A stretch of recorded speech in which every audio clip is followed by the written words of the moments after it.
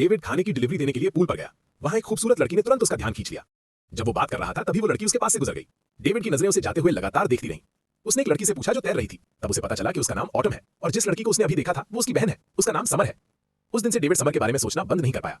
उसे उम्मीद थी कि वो उसे फिर से देख पाएगा और आखिरकार एक दिन वो उसे फिर से देखता है। डेविड ने उसे सांकेतिक भाषा में नमस्ते किया। क्या आप पहली नजर के प्यार पर विश्वास करते हैं? जब समर ने उसकी डिलीवरी बॉक्स देखा तो उसे याद आया वो उसे पहले भी देख चुकी थी, बधिर तैराकी केंद्र में।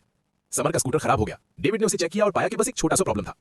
इसे आसानी से ठीक किया जा सकता था, इसलिए उसने अपना स्कूटर उसे दे दिया। समर बहुत आभारी थी। उसने अपना हाथ आगे बढ़ाया। डेविड को लगा कि वो हैंडशेक करना चाहती है, लेकिन असल में वो कॉन्टैक्ट जानकारी एक्सचेंज करना चाहती थी। डेविड बहुत खुश था कि आखिरकार वे दोनों जुड़ गए। उसने स्कूटर अपने दोस्त की रिपेयर शॉप में भेज दिया। उसके दोस्त ने तुरंत नोटिस किया कि आज डेविड बहुत ज्यादा खुश दिख रहा था। स्कूटर ठीक होने के बाद डेविड ने समर को मैसेज किया, लेकिन उसने जवाब नहीं दिया। डेविड बहुत बेचैन हो गया।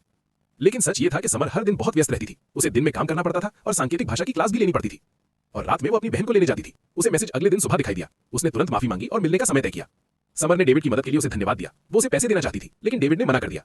वे बैठकर बातें करने लगे। उनके बीच का माहौल धीरे धीरे और रोमांटिक होता गया।